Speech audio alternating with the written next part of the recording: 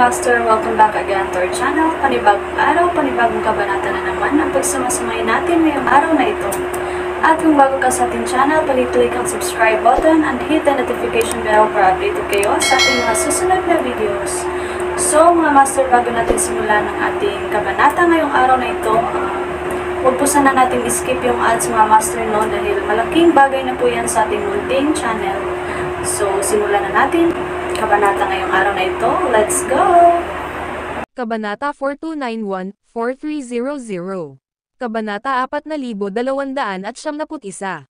Sa sandaling mabigkas ang mga salitang ito, agad na naunawaan ni James ang katotohanan na mayroong makapangyarihang flames sa Yan's realm. Masyado kang nag-aalala. Casual lang na tanong ko. Magkikita tayong muli sa hinaharap, at umaasa ako na sa panahong iyon, maabot mo na ang Acme rank. Magagawa mong makipaglaban sa Terra Acme rank sa labanan gamit ang iyong mga kakayahan. Nawala ang katawan ni James sa lugar. Umalangaw-ngaw ang boses niya sa buong lugar kahit wala na siya. Nakahinga ng maluwag si Deshawn sa pag-alis ni James. Nagpakita si Yance Tyler, ang patriarch ng Yance clan at ang ama ni Deshawn. Amang emperador, magalang na tawag ni Deshawn. Malumanay na tumanggaw si Yance at sinabing, ang presensya lamang ni Wyatt Dalibor ay sapat na upang magtanim ng takot sa aming angkan. Ano ang dapat nating gawin kung ang mga hukbo ng Doomrace ay tunay na lilito sa ating kaharian sa hinaharap? Naging solemn na ang ekspresyon niya. Sumeryoso din ang mukha ni Deshawn. Tiningnan ni Yance si Deshawn na may makahulugang tingin at sinabing, hindi na mabilang na mga taon na ang nakalipas, ang Compassionate Pathmaster ay nagwasak ng maraming universo upang tipunin ang flames. Ang ating universo, kung saan naninirahan ang ating angkan, ay nagtataglay ng isang kakilakilabot na pinagmumulan ng apoy. Ang ating angkan ay pinilit na mag-isa, hindi na nakikialam sa mga panlabas na gawain upang protektahan ang ating pinagmulan ng apoy mula sa pagnanakaw. Isang mahinang buntong hininga ang pinakawalan ni Yance. Itong matagal na panahon ng pag-iisa ay nagpapanatili sa aming angkan na protektado mula sa salungatan ng Primordial Realm Era. Gayunpaman, nararamdaman ko na hindi na natin maiiwasan ang kasalukuyang mga pangyayari, aniya. Sa isang maayos na paraan, nagtanong si Deshawn, amang emperador, ano ang iyong plano? Paliwanag ni Yance, ang aming angkan ay nagtataglay ng mabigat na kapalaran dahil sa iyong presensya, na bahagyang mas mababa kaysa sa 10 mahusay na lahi. Ngunit, hindi na tayo maaaring manatiling nakatago sa kasalukuyang sitwasyong ito. Kapag ang mga ambisyon ng Doomrace ay ganap na nahayag, ang ating angkan ay walang alinlangan na haharapin ang mga kahihinatnan. We need great power to survive in the future turmoil. Ikaw ang pag-asa ng aming clan. Sana ay mabilis mong maabot ang Permanence Acme rank o di kaya'y ang Terra Acme rank para magkaroon ng tunay na powerhouse ang aming clan. Kahit sa gitna ng paparating na kaguluhan, ang aming clan ay pangalagaan ang flames. Ang paglitaw ng pagpapanggap ni James kay Wyatt ay nagdulot ng isang pakiramdam ng krisis sa gitna ng nakakubli na Yance clan, na naging walang malasakit sa mga makamundong gawain. Punong-puno ng determinasyon ang ekspresyon ni Deshawn habang same time niyang sinabi, buong puso kong iaalay ang aking sarili sa paglilinang. Papasok na ako ngayon sa closed-door meditation at sisikaping makamit ang Permanence Acme rank sa lalong madaling panahon upang matiyak ang kaligtasan ng santuwaryo ng aming angkan. Si Deshawn ang naging huling pag-asa ng Yance clan. Tumingin si Yance sa kanya at sinabing, nakabisado na ni Wyatt ang 3 pagbabago ng apoy ng Flame Art, isang pinakamataas na sining na nilikha ng Compassionate Pathmaster. Ito ay nagtataglay ng napakalaking kapangyarihan. Kung maaari, kunin ang kanyang tiwala at alamin ang 3 pagbabagong apoy ng Flame Art mula sa kanya. Ang aming angkan ay nagtago dito upang protektahan ang flame source ng aming kaharian. Tiyak na hihigit ang iyong lakas sa Wyatt Dalibor kung makuha mo ang 3 pagbabagong apoy ng Flame Art. Nang marinig ito, bahagyang kumunat ang noo ni Deshawn. Ang pagkuha ng 3 pagbabagong sunog ng Flame Art mula kay James na nagpapanggap bilang Wyatt ay isang mahirap na gawain, marahil ay mas mahirap kaysa sa pagpasok sa Terra Acme rank. Amang emperador, ang Furry Flame ng aming clan ay isang pinakamataas na kasanayan din. Kapag nilinang sa sukdulang antas nito, maaaring hindi ito mas mababa sa 3 pagbabagong sunog ng Flame Art. Hindi na kailangang ituloy ang 3 fire transformations ng flame art. Bukod dito, wala akong tiwala sa pagkuha ng tiwala ni Wyatt at pagkuha ng kasanayan. Gayunpaman, ang paglilinang ng furry flame ay lubhang mahirap. Napabuntong hininga si Yance at nagpatuloy, maaari nating pag-usapan ang bagay na ito mamaya. Sa ngayon, dapat kang tumuon sa iyong closed-door meditation at magsikap na makamit ang Permanence Acme rank sa lalong madaling panahon. Naiintindihan. Matapos matanggap ang utos, agad na nagpatuloy si Deshawn sa pagmumuni-muni sa saradong pinto at nagsimula sa kanyang paglalakbay upang maabot ang Permanence Acme rank. Samantala, umalis na si James sa Yance Realm kung saan naninirahan ang Yance clan. Ang kanyang susunod na destinasyon ay ang Thaler Realm.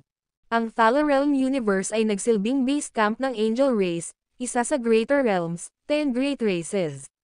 Hawak nila ang isang kilalang posisyon sa gitna ng 10 mahusay na karera, ipinagmamalaki ang maraming kakilakilabot na overworld outsiders sa loob ng kanilang angkan. Sinabi sa kanya ni Gabe Dalibor, ang sect elder ng Secret Library sa Doom Race, na kabilang sa Angel Race, mayroong isang overworld outsider na nakamit ang estado ng Eternal Boundless Supreme Path. Nagsimula si James sa isang paglalakbay sa Thaler Realm ng Angel Race na may layunin na hinahanap ang overworld outsider na ito, nakipagdiskurso sa kanya, at nagkakaroon ng mas malalim na pag-unawa sa Boundless rank.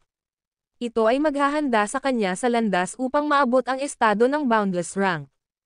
Ang video na ito ay edited by Urban Storytelling. Kabanata 4292. Pagkatapos lisanin ang Yance Universe, si James ay mabilis na tumawid sa malawak na chaos. Ito ay medyo madali para sa kanya na maglakbay mula sa isang universo patungo sa isa pa sa kanyang kasalukuyang ranggo, kahit na ang distansya sa pagitan ng dalawang universo ay napakalawak. Mabilis siyang lumitaw sa chaotic void sa labas ng Thaler Realm Universe. Walang pag-aalinlangan, humakbang siya pasulong at pumasok. Sa susunod na sandali, nagpakita na siya sa Thaler Realm Universe. Sa tuktok ng bundok ng Mount Eden sa Thaler Realm, isang babae ang nakaupo sa looban ng isang isla sa gitna ng lawa. Siya ay may nakamamanghang kagandahan at naglabas ng isang ethereal alindog. Nakatingin siya sa malayo na may malungkot na ekspresyon. Prinsesa, maaari ko bang tanungin ang dahilan sa likod ng iyong kalungkutan mula noong bumalik ka mula sa Doom Race? Sabi ng mapang-akit na maid na nakatayo sa gilid niya. Si Leilani, nang mapagtanto ang sitwasyon, ay nagpakawala ng mahinang buntong hininga at tumugon, hindi ako sigurado sa nangyayari. Nararanasan ko ang pakiramdam ng pagkabalisa. Sa tuwing nasasaksihan ko si Wyatt na gumaganap ng 3 pagbabago ng apoy ng sining ng flame, isang partikular na imahe ang kumikislap sa aking isipan, na para bang nagigising sa ilang malalim na alaala sa loob ko. Gayunpaman, naaalala ko ang mga ito. Natagpuan ito ni Leilani na kakaiba. Hindi niya dapat nararanasan ang ganoong bagay pagkatapos maabot ang kanyang kasalukuyang ranggo. Gayunpaman, ito ay nangyayari sa kanya. Mayroon akong isang alaala na nabura. Hindi ko matandaan, kahit anong pilit kong alalahanin ito. Gayunpaman, maaari kong isipin na ang alaalang ito ay tiyak na nagsasangkot ng flames, ang 3 pagbabago ng apoy ng sining, at marahil kahit ilang impormasyon tungkol sa mahabaging daan na guro, mahinang sabi ni Leilani. Prinsesa, hindi mo na kailangang pag-isipan pa ito ng husto. Kung tunay mong nararamdaman na ang isang bahagi ng iyong alaala ay nawala, inirerekomendo kong humingi ng payo mula sa Patriarch. Marahil ang mga elder ng sekta sa loob ng ating angkan ay nagtataglay ng kaalaman o pamamaraan upang mabawi ang mga nawalang alaala na iyon, mungkahi ng katulong sa tabi niya. Ma'am, marahang tumanggaw si Leilani bilang pagsang-ayon. Kumbinsido siya na ang bagay na ito ay kailangang iparating sa overworld outsiders sa loob ng clan. Walang pag-aaksaya ng oras, agad na tumayo si Leilani mula sa kanyang upuan at umalis sa Mount Eden. Sa isang kisap mata, nabuhay siya sa tuktok ng Angel Race. May nakatayong patio sa gitna ng mga dalasdis ng pangunahing tuktok. Ito ang nagsilbing tirahan ni Jethro, ang pinuno ng angkan ng anghel. Sa kasalukuyan, siya ay nasa closed-door meditation. Sa loob ng mga pader na bato ng kanyang tirahan, ang bawat ibabaw ay pinalamutian ng masalimuot at mahiwagang mga larawan at mga sigal. Nagpakita si Jethro ng isang napakalaking at kahangahangang presensya, habang ang isang pares ng malinis na puting pakpak ay matikas na pinalawak mula sa kanyang likod, na pumukaw ng isang malalim na pakiramdam ng banal na kabanalan. Pare, hinihiling ng iyong anak na si Leilani na makipagkita sa iyo. Isang malambing na boses ang umalangaw-ngaw mula sa labas. Nang marinig ito, agad na itinigil ni Jethro ang kanyang pagtatanim, pinipigilan ang kanyang aura habang binubuksan niya ang pinto sa sikretong silid at lumabas. Sa pasukan ay nakatayo ang isang babaeng nakasuot ng puting gown, ang kanyang mukha ay nagpapakita ng walang kapintasang kagandahan. Anong problema? May kailangan ka ba? Tanong ni Jethro. Ama, magalang na hinarap siya ni Leilani at sinabing, mula nang ako ay lumabas mula sa sinaunang kaharian, naramdaman ko na ang kakaibang pakiramdam na ito. Parang isang bahagi ng aking alaala ang napawi, at tila konektado. Sa Wyatt, nang marinig ito, hindi maiwasan ni Jethro na mapasulyap kay Leilani. Imposible. Nahuli si Wyatt ng Heaven Eradicating Sect of the Human Race 8 milenyo na ang nakalipas. Hindi ako sigurado kung kailan siya nakatakas, ngunit mula 8 milenyo hanggang ngayon, halos hindi ka na umalis sa lugar na ito. Ang tanging pagkakataon na nakipagsapalaran ka ay sa Planet Desolation in the Stone Universe. Paano ka konektado kay Wyatt? Pwede bang? Hindi naiwasang maalala ni Jethro ang isang bagay. Ang pangyayaring naganap sa Planet Desolation ay nanatiling misteryo hanggang ngayon. Mayroon pa ring ilang overworld outsiders na nagtatagal doon sa Stone Universe, sinusubukang sirain ang formation at makakuha ng access sa Planet Desolation. Gayunpaman, ang pagbuo sa Planet Desolation ay nanatiling hindi naputol. Tumingin siya kay Leilani at nagtanong, ipinahihiwatig mo ba na nakapunta na si Wyatt sa Planet Desolation at nabura ang iyong mga alaala na nasa Planet Desolation? Oo, marahan na tumango si Leilani. Nang masaksihan ko si Wyatt na gumanap ng 3 pagbabago ng apoy ng flame art sa sinaunang realm, ang flames ay tila nag-trigger ng mga fragment ng mga alaala sa kaibuturan ng aking kaluluwa. May isip ko na may kinalaman sa flames ang nangyari sa Planet Desolation, at marahil ay nakuha ni Wyatt ang 3 pagbabago ng apoy ng flame art doon. Ama, mayroon ka bang nawalang mga alaala upang maibalik ang aking mga alaala? Ang video na ito ay edited by Urban Storytelling. Kabanata 4273. Ibinaon ni Jethro ang sarili sa malalim na pagmumuni-muni. Di nagtagal, sinabi niya, may paraan. Maibabalik natin ang mga alaala na napawi sa pamamagitan ng pakikipagsapalaran sa banal na lugar ng ating angkan at paggamit ng kapangyarihan ng Heavenly Waters upang dalisayan ang espiritu. Nakatutok ang tingin niya kay Leilani habang nagsasalita. Leilani, ito ay tungkol sa Doom Race. Kung ito ay tunay na Wyatt, bakit hindi ka niya pinatay? Sa halip, binura niya ang iyong mga alaala. Sigurado ka bang gusto mong ibalik ang mga ito? Ang paggawa nito ay maaaring magbalik ng mga alaala ng mga bagay na hindi mo kayang tiisin. Noong nakaraan, hindi mabilang na mga nilalang ang pumasok sa Planet Desolation, ngunit 2 lamang ang lumitaw na buhay. Ang isa sa kanila ay si Leilani, at ang isa ay si Wotan. Ang laki ng pinagmulan ni Wotan ay napakalaki, at ang overworld outsiders na nakatalaga sa labas ng Planet Desolation ay hindi nang ahas na hadlangan ang kanyang mga aksyon o magtanong tungkol sa mga pangyayaring naganap sa planeta. Ang mahimalang kaligtasan at pagtakas ni Leilani mula sa mapanganib na Planet Desolation ay nagdulot ng mga pagdududa at tila hindi maipaliwanag. Naisip na ni Jethro ang bagay na ito noon pa, ngunit hindi na siya humingi ng karagdagang paglilinaw. Ama, mayroon akong malalim na pagnanais na malutas ang mga misteryong ito. Nakikiusap ako sa iyo na ipadala ako sa banal na lugar at hayaan ang langit. Nililinas ng tubig ang aking kaluluwa upang ibalik ang mga alaala na kinuha, giit ni Leilani na may hindi natitinag na determinasyon sa kanyang mga tingin. Sige, sabi ni Jethro. Ang determinadong pagpupumilit ni Leilani ay naiwan si Jethro na walang masabi, at siya ay nagpatuloy na direktang humantong sa kanya sa banal na lugar ng Angel Clan. Ang banal na lugar ng Angel Clan ay matatagpuan sa gitna ng Thaler Realm. Isa itong tunay na kahangahangang lugar kung saan umaagos ang pambihirang tubig sa langit sa ilalim ng kalangitan nito. Sa sandaling dumampi ang tubig ng langit sa lupa, naglaho ito, sumangga sa manipis na hangin. Sa sandaling ito, pumasok si Leilani sa banal na lugar. Siya ay ganap na hubad, nakatayo sa Heavenly Waters, na nagpapahintulot sa kanila na linisin ang kanyang katawan. Ang Heavenly Waters ay naglalaman ng mga mahiwagang kapangyarihan na pumasok sa kanyang katawan sa bawat butas ng butas, na nagpapasigla sa kanyang kaluluwa at unti-unting inaayos ang kanyang mga nabura na alaala. Sa kaibuturan ng kanyang kaluluwa, nagsimulang lumabas ang mga fragment ng mga nawalang alaala, unti-unting umusbong sa kanyang kamalayan. Ang kanyang may depektong kaluluwa ay sumailalim sa unti-unting pagpapanumbalik, pira-piraso. Habang ang kanyang isip ay nagbubukas sa delubyo ng mga alaala, ang mga kalat-kalat at pira-pirasong imahe ay nagsimulang magkatotoo. Inilalarawan ng mga larawang ito ang mga pangyayaring naganap sa Planet Desolation. Lumipas ang oras, lumilitaw kapwa bilang isang walang hanggan at isang panandaliang sandali. Isang ekspresyon ng pagtataka ang bumungad sa magandang mukha ni Leilani. Siya iyon. Hindi niya maiwasang mapasigaw sa hindi makapaniwala. 49. How is that possible?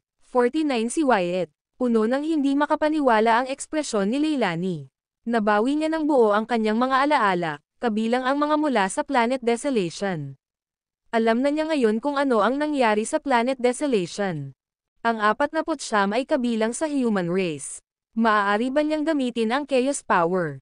Talaga bang galing siya sa human race o sa Doom race? Hindi.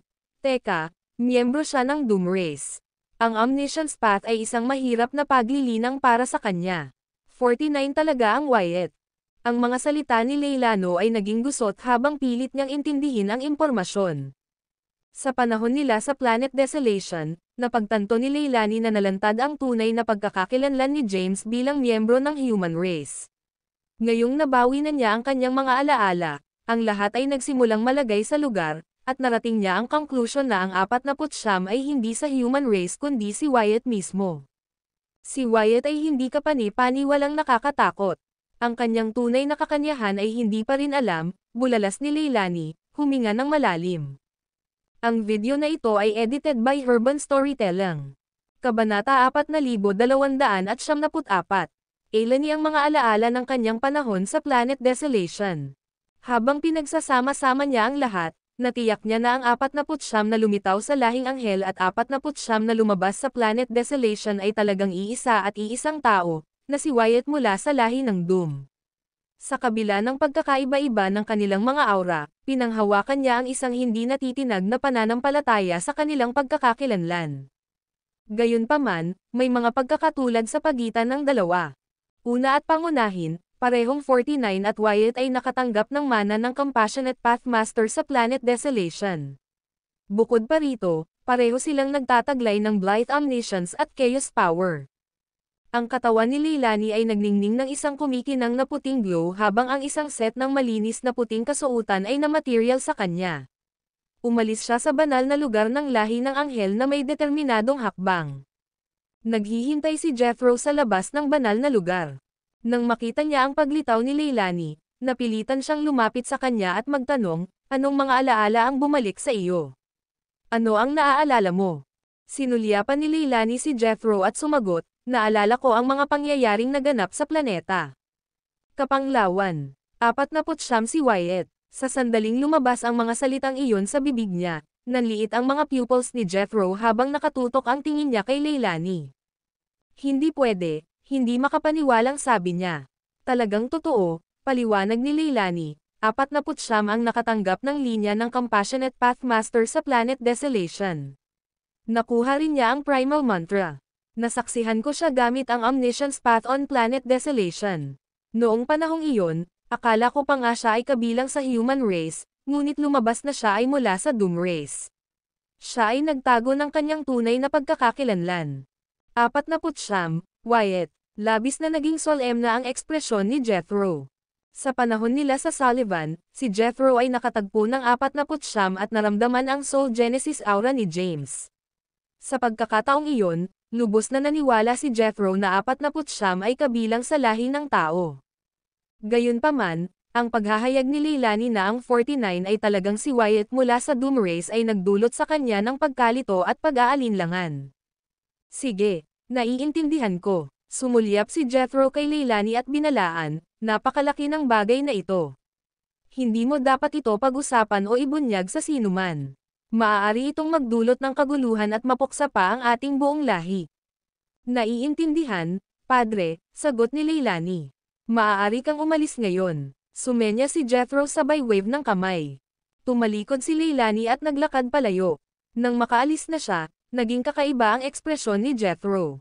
Ginaya ba ng 49 ng human lahi bilang si Wyatt, o si Wyatt mula sa lahing Doom ay nagpanggap bilang 49 ng lahi ng tao?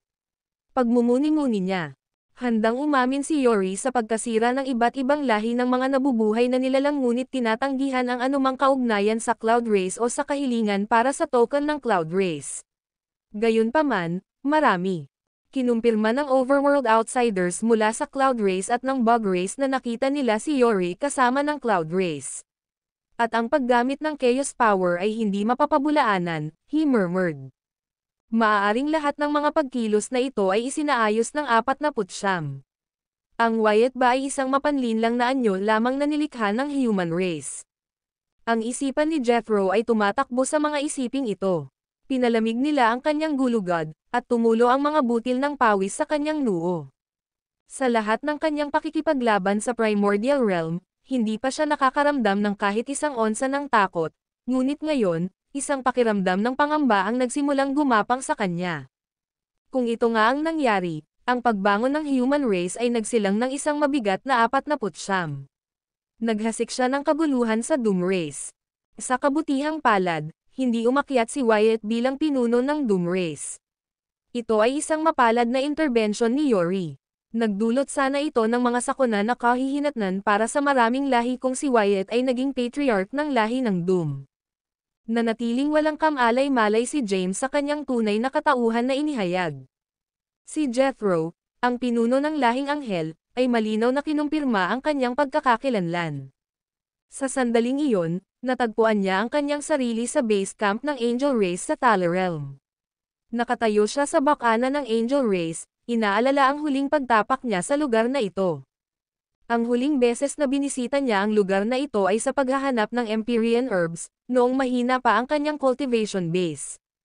Gayunpaman, siya ay umakyat mula noon upang maging isang overworld outsider sa Greater Realms. Hawak na ngayon ang iginagalang na posisyon ng Great Elder ng Doom Race, ang kanyang presensya lamang ay nagtanim ng takot sa puso ng mga patriarch ng lahat ng lahi. Nakatayo sa pasukan, ipinatawag niya ang mabigat na Chaos Power at ipinahayag ng may hindi natitinag na determinasyon, "Ako, si Wyatt, ang dakilang elder ng lahi ng Doom, ay mapagpakumbaba na nagbibigay ng aking paggalang sa lahing anghel." Ang kanyang proklamasyon ay umalangaw sa buong Angel Race, nag-iwan ng pangmatagalang echo. Habang pinag-iisipan ni Jethro ang mga bagay-bagay ni James, bigla siyang sinalubong ng boses na nagmumula sa labas ng pasukan. Kaagad, isang panginginig ang naglakbay sa kanyang gulugad. Bakit siya pupunta sa ating karera sa sandaling ito?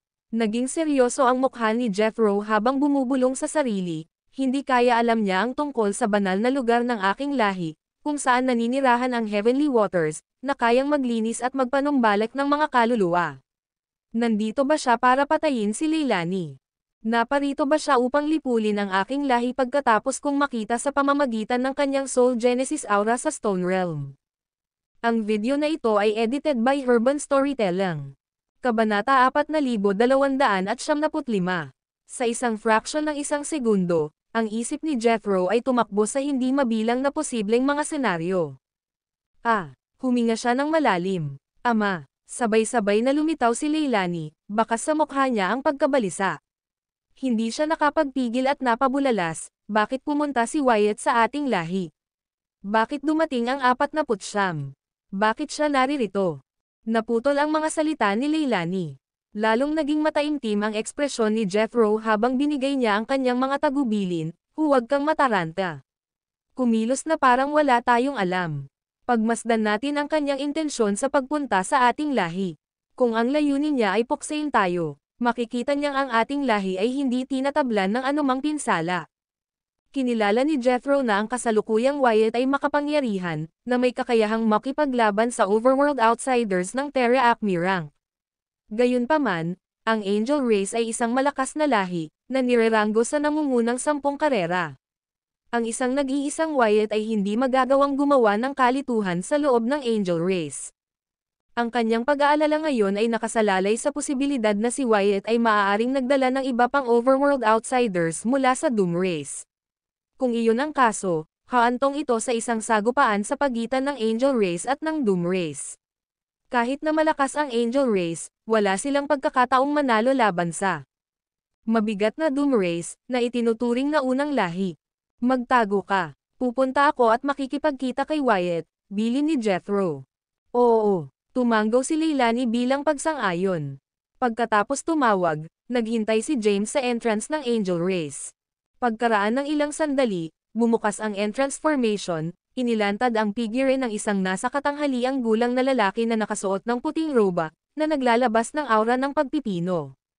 Ito ay walang iba kundi si Jethro, ang patriarch ng lahing anghel. Isa na siyang overworld outsider ng Terra Acme rank noong Primordial Realm era.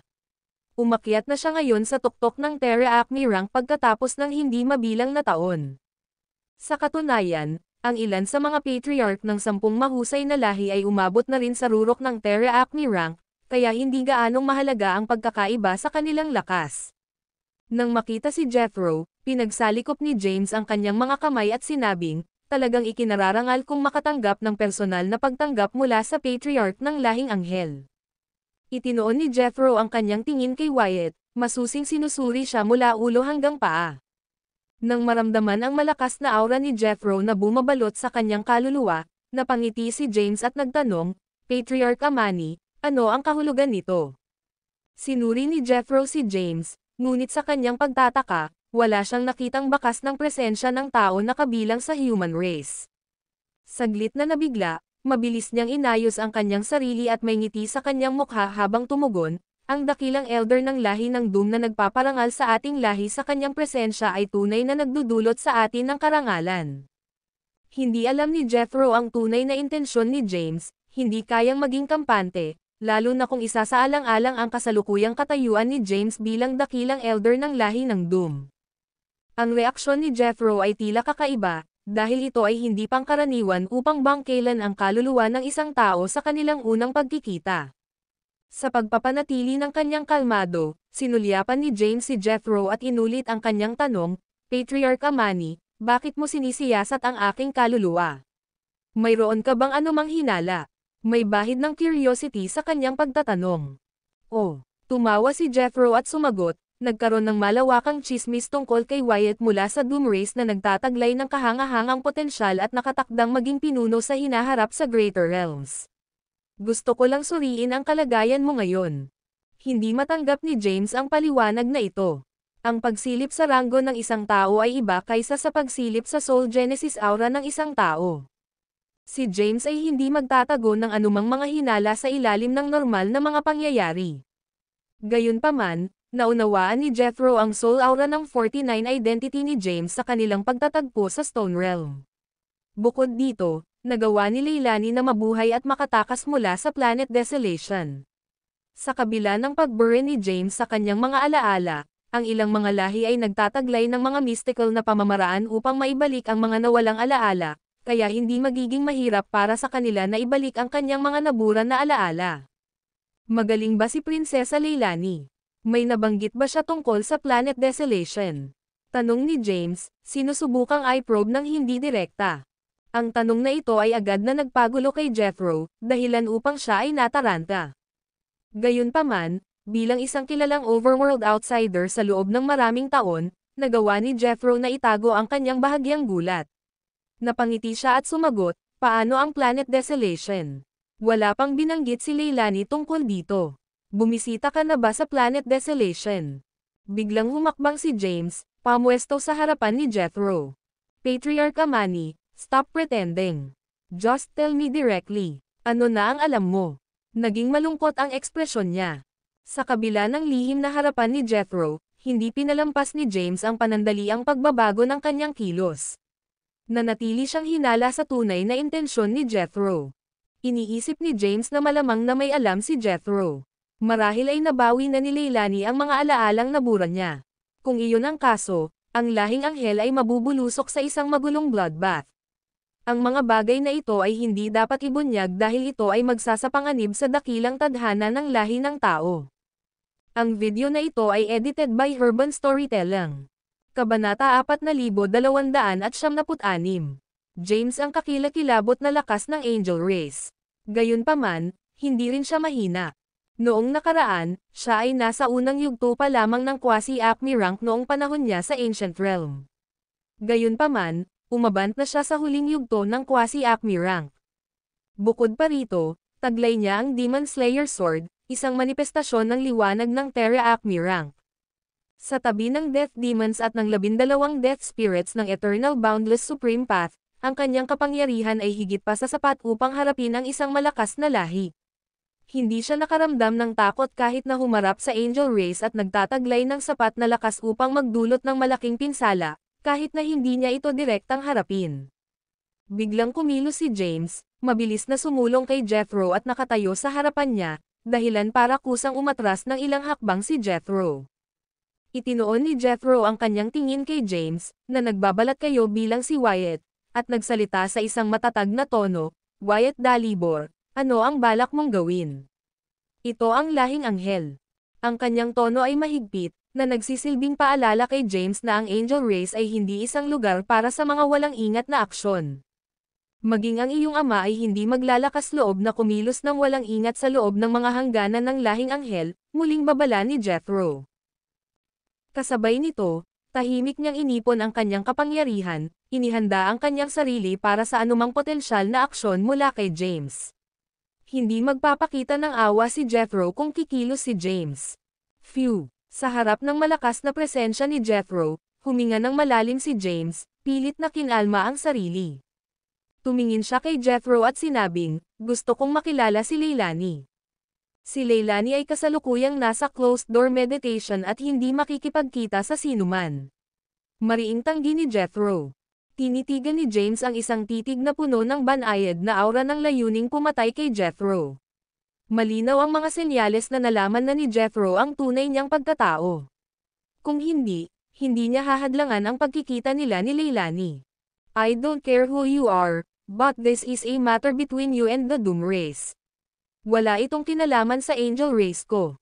We don't want to involved." Mariing ipinarating ni Jethro ang kanyang posisyon, may bahid ng pag-aalala ang boses. Talagang wala siyang pagnanais na makisali.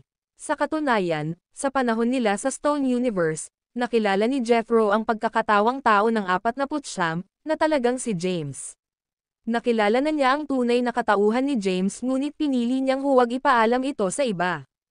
Itinuring niyang hindi kailangan kung gusto nilang lutisin ang awayan sa pagitan ng human race at primordial realm sa pamamagitan ng mapayapang paraan. Sa labanan sa primordial realm, napilitang lumahok ang lahing anghel. Noong panahong iyon, kung pinili ng Angel Race na huwag sumali sa labanan, sila ay itinuturing na mga kaaway ng ibang mga lahi. Walang alinlangan, ang iba ay target sana ang Angel Race bago ilunsad ang kanilang mga pag-atake sa human race. Habang lumalago ang providence ng human race, kung hindi mapigilan ng Doom Race ang providence nito, hindi maiiwasan ang pagbangon ng human race. Walang lahi ang makatiis sa paghihiganti ng human race. Ano ba talaga ang alam mo? Matiim na tinitigan ni James si Jethro. Sa sandaling iyon, hindi pa rin siya sigurado kung ano ang eksaktong alam ni Jethro. Hindi ito ang lugar para pag-usapan. "Please follow me." Sumenya si Jethro na may kasamang paanyaya saka siya tumalikod at pumasok sa teritoryo ng lahing anghel. Seryoso ang ekspresyon ni James habang nakasunod sa likuran. Ginabayan ni Jethro si James, at ang dalawa ay nagtungo sa espiritual na bundok ng lahing anghel. Ang espiritual na bundok ay eksklusibong pag-aari ni Jethro, at walang buhay na nilalang mula sa lahing anghel ang nang-ahas na tumuntong sa lugar na iyon. Sa isang gusali sa tuktok ng espiritual na bundok, si Jethro at James ay nakaupo na magkaharap sa isang confrontational na tindig. Tumingin si Jethro kay James at sinabing, "Pumasok si Leilani sa holy site ng aming clan at ginamit ang heavenly water para linisin ang kanyang kaluluwa, ibinalik ang mga alaala na nabura sa planet. Kapanglawan bago ka dumating sa aming mga tarangkahan."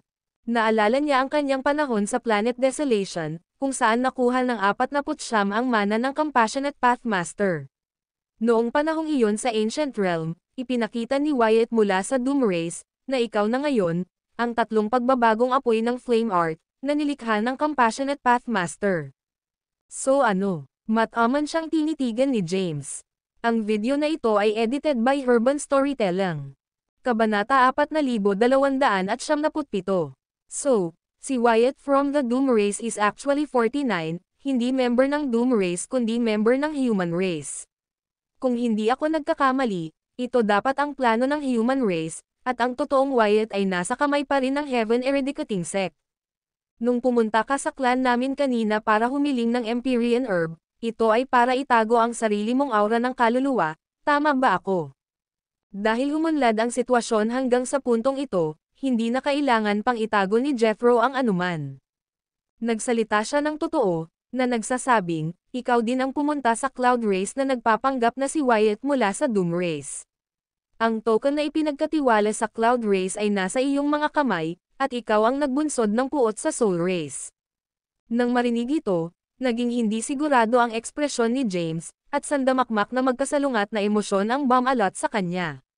Sa sandaling iyon, napupunta siya sa pagitan ng desisyon kung kikilos o mananatiling pasibo. Gayunpaman, alam niya na maaaring hindi niya ganap na lipulin ang lahing anghel gamit ang kanyang kasalukuyang lakas. Kung ang sino mang nabubuhay na nilalang mula sa lahing anghel ay tatakas at ibunyag ang bagay na ito, ang kanyang posisyon sa loob ng lahi ng Doom ay makokompromiso. Makakasama ito sa plano ni Thea. Sino pa sa Angel Race ang nakakaalam nito? Wika ni James sa malamig na boses. Handa siyang harapin ang Angel Race kung kumalat na ang usapin sa buong lahi nila, kahit na nanganganib ito sa kanyang buhay. Maaaring mayroon pa ring pagkakataon para sa isang turnaround kung ilang individual lang sa Angel Race ang nakakaalam. Kitang-kita ni Jethro na may matinding intensyon si James na pumatay sa kanyang ekspresyon at tono. Alam ni Jethro na ang impostor na nagpapanggap na si Wyatt bago niya ay nakabuo na ng mga intensyon na pumatay. Sa kasalukuyan, kami lang ni Leilani ang nakakaalam nito, sabi ni Jethro. Tulad ng nabanggit ko kanina, wala akong pakialam kung sino ka. Ito ang usapin mo sa Doom Race, at ang aking angkan ay walang intensyon na makisali. Higit pa rito, nais ng aking angkan na lutisin ang mga hinaing at tunggalian ng Primordial Realm era sa Human Race. Makakatiyak ka na hindi ko ipahahayag ang bagay na ito sa iba. Walang ibang nilalang na makakaalam nito, seryosong pangako ni Jethro. Ito ay ang tanging paraan upang pumunta tungkol sa kasalukuyang sitwasyon. Ang labas ng mundo ay maaaring hindi kinakailangang maniwala sa kanya kahit na ibunyag niya ang bagay na ito.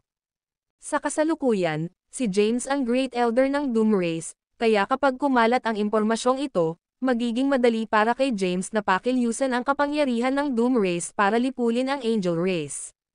Bukod dito, maaari niyang gamitin ang dahilan ng paghahasik ng hindi pagkakasundo upang puksain ang lahi ng anghel at magsilbi itong babala sa ibang lahi.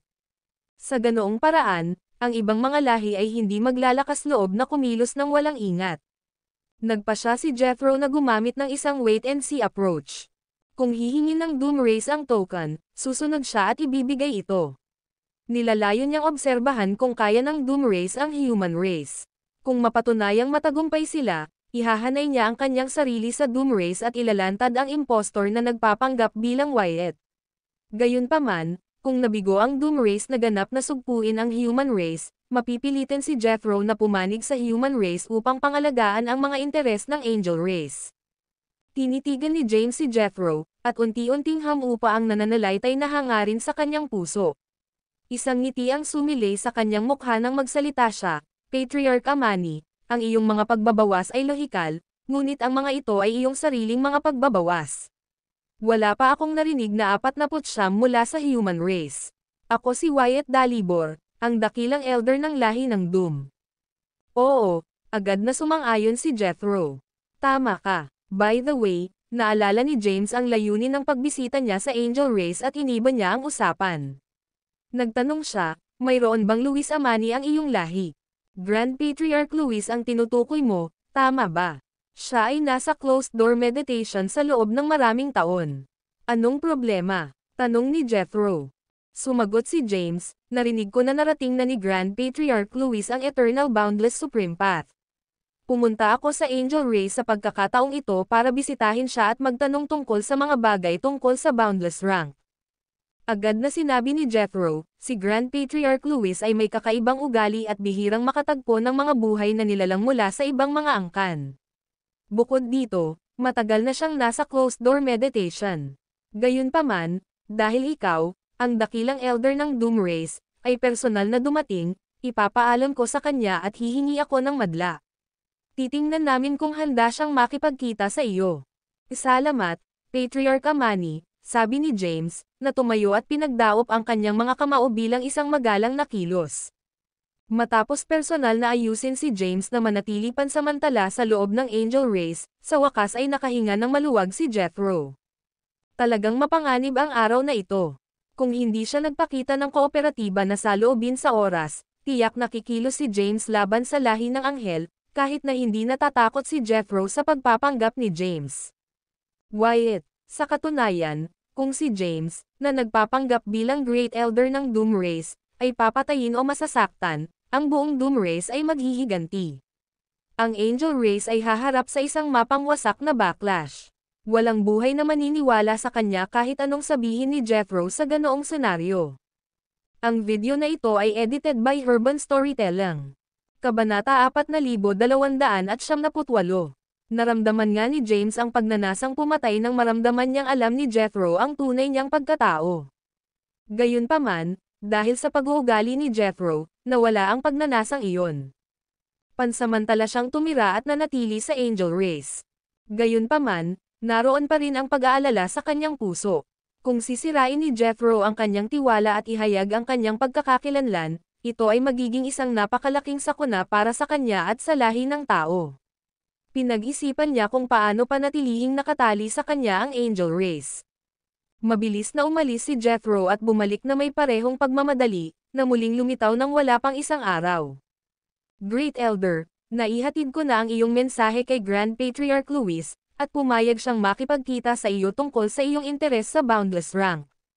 Pupunta na ba tayo ngayon? O gusto mo bang maghintay ng kaunti pa? Magalang na pagpapalam ni Jethro kay James.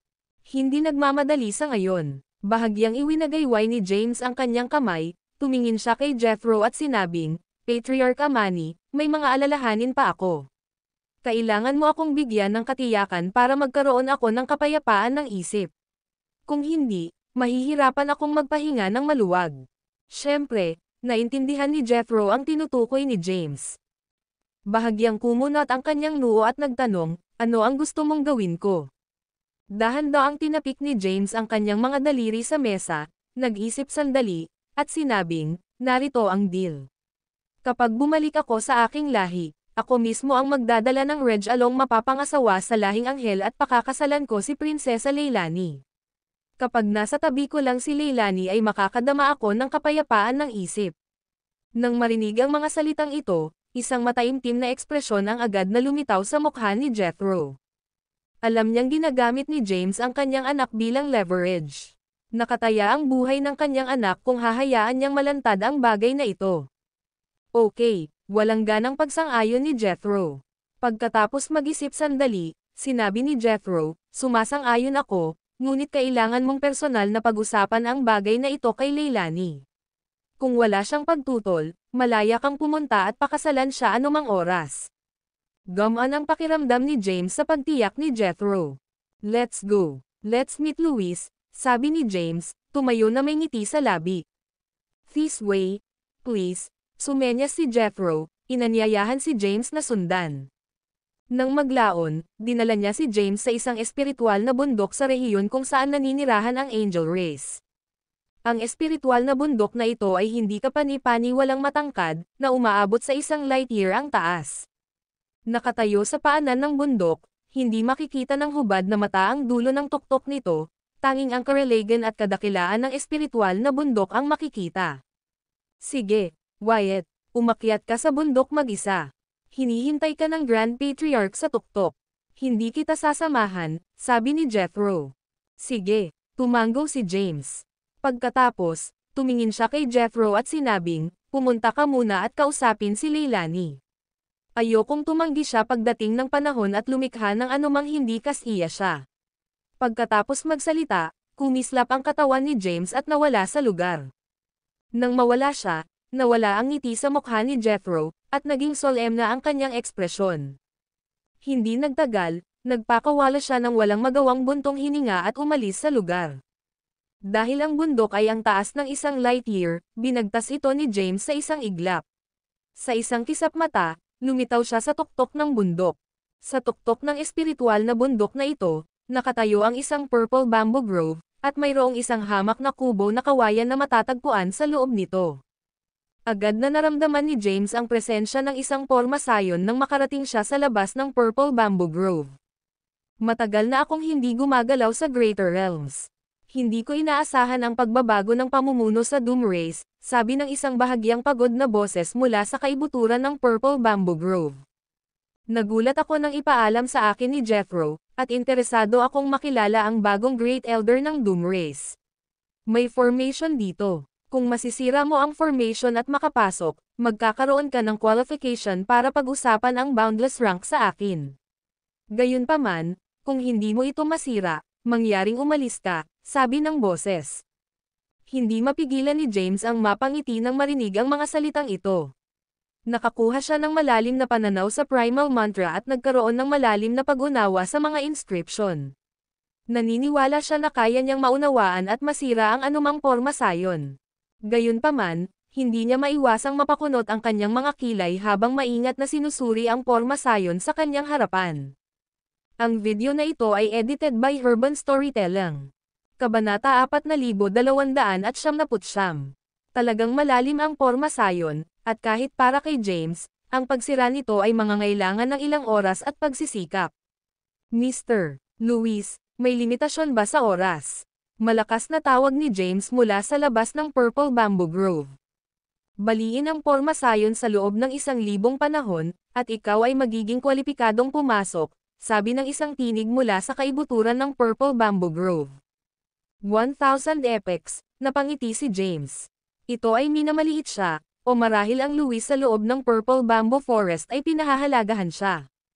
Bagaman aabutin ng ilang oras para masira niya ang porma sayon, tiyak na hindi ito aabutin ng 1,000 panahon. 1,000,000 taon. Tiwala si James na masisira niya ang formation sa loob ng 1,000,000 taon.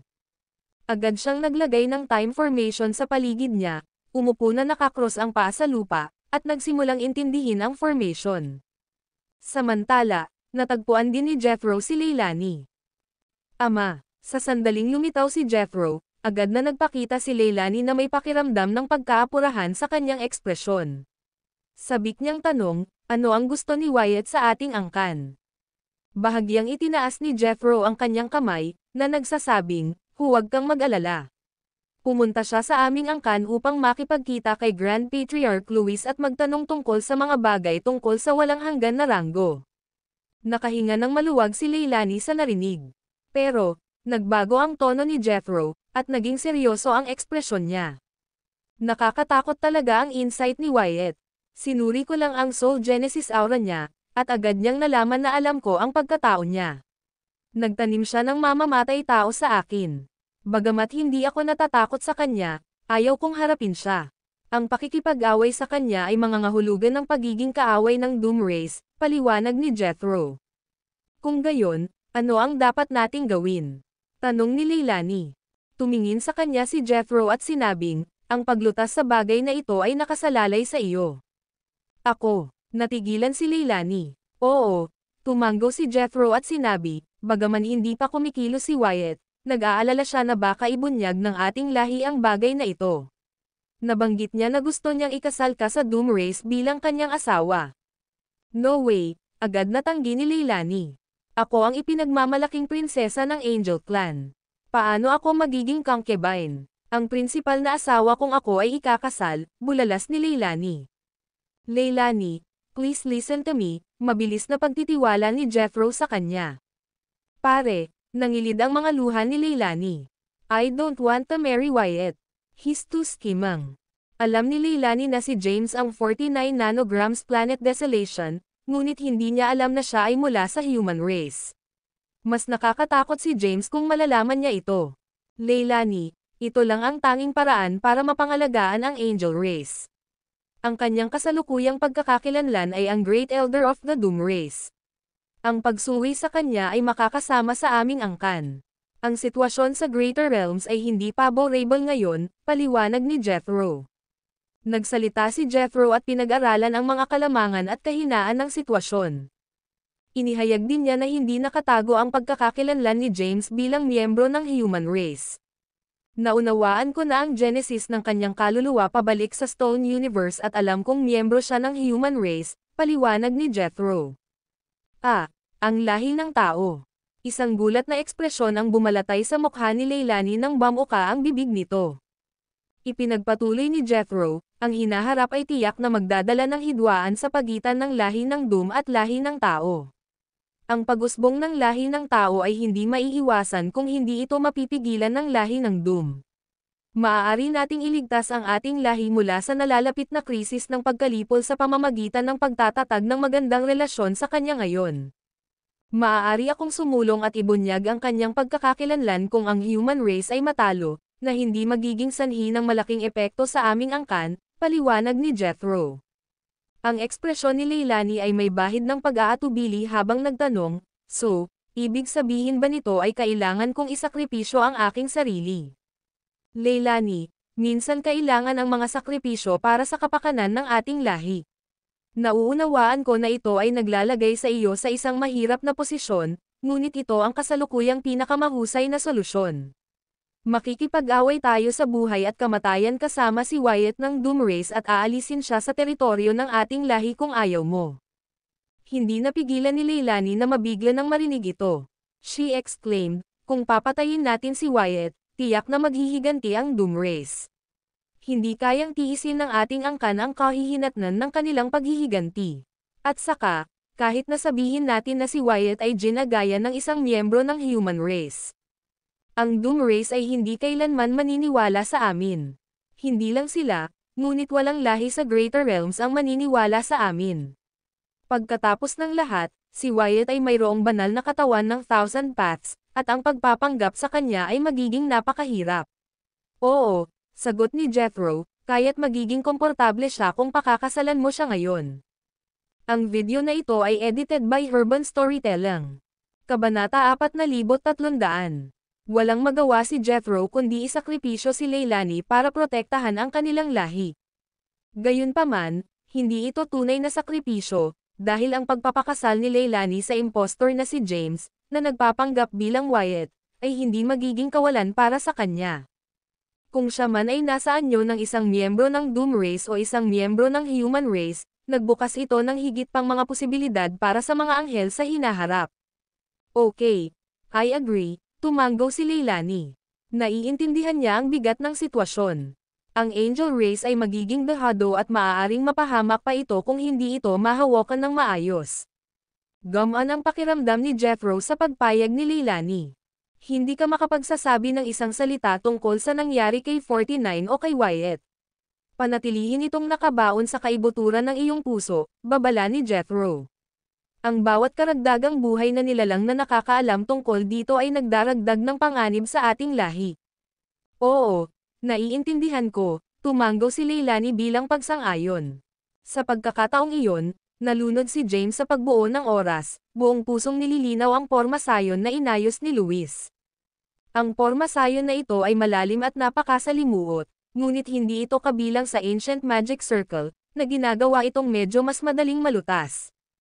Hinawi ni James ang masalimuot at mahiwagang formation inscriptions, na binago ang mga ito sa pinakasimple at pinaka-primitive na anyo.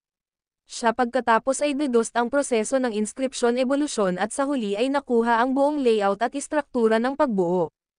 Ayon sa kanyang pagtatansya, ito ay orihinal na tumagal ng 1,000,000 taon upang masira ang pagbuo, ngunit siya ay overestimated Luis. Ang porma sayon ay tila malalim at masalimuot, ngunit ito ay naging medyo simple kapag ito ay nahiwa-hiwalay. Mabilis na hinubad ni James ang istruktura nito sa kanyang kasalukuyang antas ng paggamit sa mga porma sayon. Inalis ni James ang time formation na itinakda niya. Sa kaibuturan ng Purple Bamboo Grove, pinagmamasdan ni Grand Patriarch Luis ng Angel Race ang bawat kilos ni James. Habang tinatanggal ni James ang pagbuo ng oras, Hindi napigilan ni Luis na sabihin, ano ito? 100,000 taon na lang ang lumipas mula nang i-activate ang pagbuo ng oras, at sumusuko ka na. Ngumiti si James at nagpatuloy sa paglalakad. Habang papalapit siya sa Purple Bamboo Grove, muling nagising ang Porma Sayon, na nagpakawala ng isang ito ay lumundag na parang isang napakalakas na alon, na bumabalot sa lahat ng bagay na maaabot nito. Sa sandaling iyon, itinaas ni James ang kanyang kamay, at lumitaw sa kanyang mga daliri ang mystical formation inscriptions. Ang mga formasyong inscription na ito ay nagsanib sa pagbuo sa unahan. Sa sandaling iyon, ang pagbuo sa Purple Bamboo Grove ay mabilis na nawasak, simula sa kaibuturan nito. Sa loob ng ilang sandali, ang Porma Sayon ay ganap na naglaho. Nagpatuloy si James sa paglalakad sa kakahuyan, mabilis na nakarating sa pinakamalalim na bahagi nito. Sa kailaliman, nakatayo ang isang simpleng kubo na kawayan. Isang matandang lalaki ang nakatayo sa harap ng kubo, nakasuot ng kulay abong damit. Siya ay may mahaba at itim na buhok at mukhang nasa edad 60, na may mga kulubat sa kanyang mukha. Puno ng pagtataka ang ekspresyon niya habang nakatingin kay James na humarap sa kanya. Itinaas niya ang kanyang hinlalaki at napabulalas, kahanga-hanga. Hindi ko inasahan na lilito ang isang kakilakilabot na henyo sa panahong malayo ako sa labas ng mundo. Ang Porma Sayon na itinakda ko ay tumagal ng mahabang panahon para masira kahit si Dolph Dalibor ng Doom Race, ngunit nagawa mong malutas ito sa loob lamang ng 100,000 taon. Ang 100,000 taon na ito ay nasa loob lamang ng pagbuo ng oras. Hindi gaanong oras ang lumipas sa labas ng mundo. You flatter me, Mr. Luis, sabi ni James, ikinulong ang kanyang mga kamao at nagpakita ng magalang na ekspresyon. Sa kabila ng pagiging miyembro ng human race, kasalukuyang ginagaya ni James ang Wyatt ng Doom Race.